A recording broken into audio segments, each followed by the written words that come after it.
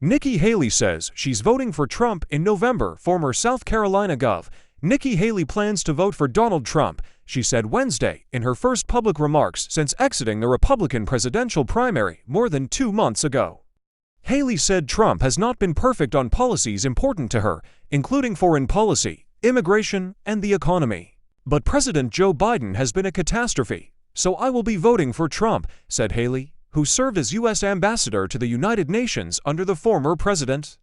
Haley's remarks about the 2024 race came during a Q&A session following a speech at the conservative Hudson Institute in Washington, D.C., where she now serves as the Walter P. Stern Chair.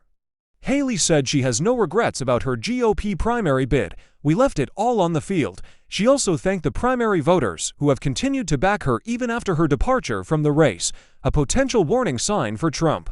And she reiterated the call she'd made when exiting the race in March for the former president to reach out to those voters. "Trump would be smart to reach out to the millions of people who voted for me and continue to support me, and not assume that they're just going to be with him. And I genuinely hope he does that," Haley said. Earlier this year, Haley and Trump were engaged in what had become a bitter primary feud. Haley, at one point, questioned the former president's mental fitness. She told CNN in January that Trump and Biden were equally bad. Her critiques of Trump during the primary grew even sharper after the former president mocked the absence of her deployed husband and called for all of her donors to be permanently barred from the MAGA camp. In that moment, he showed that with that kind of disrespect for the military, he's not qualified to be the president of the United States because I don't trust him to protect them, Haley said in February. Then, days before dropping out, she said she no longer believed she was bound by the Republican National Committee pledge to support the party's eventual presidential nominee. Dangerous worldview as she ventured back onto the political stage Wednesday. After 2 months out of public view, Haley didn't mention Trump in her Hudson Institute speech, only addressing the former president when asked about him afterward. "A dangerous worldview has risen on both sides of the aisle," she said in her remarks. "Once again, it threatens our prosperity and security. We need to take this seriously." She offered full support for Israel's war with Hamas and strongly criticized Biden for placing conditions on military aid to the country. "Biden thinks he's stopping a war," Haley said. "In fact, he's dragging out a war, emboldening terrorists and making other wars more likely." She was also critical of her fellow Republicans, urging the party to support military aid for Ukraine and Israel. But she did not criticize GOP members by name and praised House Speaker Mike Johnson for the recent passage of a military aid package. "Sending weapons to Ukraine and Israel isn't foreign aid," she said. "It's an investment in a world in which authoritarian dictators cannot run roughshod over free countries."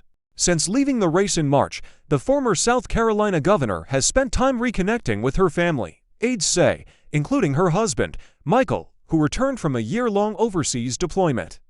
Yet even in her absence, she's been winning votes in one Republican primary after another. Her lingering support has exposed a potential challenge Trump faces to unify the party in suburban areas of swing states, such as outside Philadelphia, where Haley received nearly 25% of the vote in both Chester and Montgomery counties. While Trump has not extended an olive branch to Haley or her supporters, the Biden campaign has closely studied the Republican primary results, aides say, even in deep red states, such as Indiana, where Haley received about 22% of the vote earlier this month. The Biden campaign has sought to reach Haley's supporters through television and digital ads in hopes of reminding them of Trump's insults aimed at their candidate. The campaign has the opportunity to target and engage high-information Republican voters like Nikki Haley supporters or other voters who voted for Donald Trump in 20, but voted for Democratic candidates in 22 across battleground states, a top Biden advisor told CNN. The Biden campaign argued Wednesday that Haley's backing of Trump doesn't change the choice before voters. "Nothing has changed for the millions of Republican voters who continue to cast their ballots against Donald Trump in the primaries and care deeply about the future of our democracy, standing strong with our allies against foreign adversaries and working across the aisle to get things done for the American people, while also rejecting the chaos, division and violence that Donald Trump embodies," Campaign Communications Director Michael Tyler said in a statement.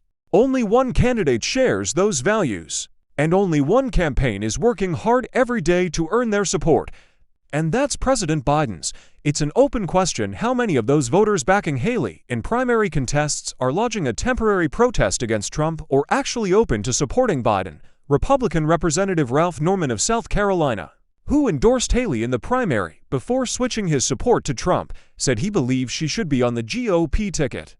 For Nikki Haley, in Indiana, to pull over 20% and not be on the ballot is amazing, Norman told CNN. That's why she would make a great VP candidate. And I made that pitch to President Trump and also to Nikki Haley. Norman said that, while Haley has not expressed interest in joining Trump's ticket, he believes she would be interested. Politics is an interesting game. People can forget the past and look forward to the future, Norman said.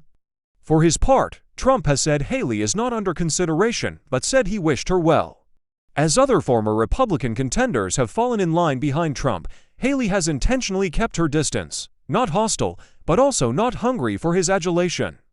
The two have not spoken since her concession speech in March. One longtime Haley friend told CNN that Trump knows how to reach her if he wants to make amends and try to start winning over her supporters. Haley's next steps are uncertain. She has neither ruled in nor ruled out a potential 2028 presidential bid. In her speech Wednesday, she offered few clues, even as she struck an optimistic note to the future. "We are blessed to live in America," Haley said.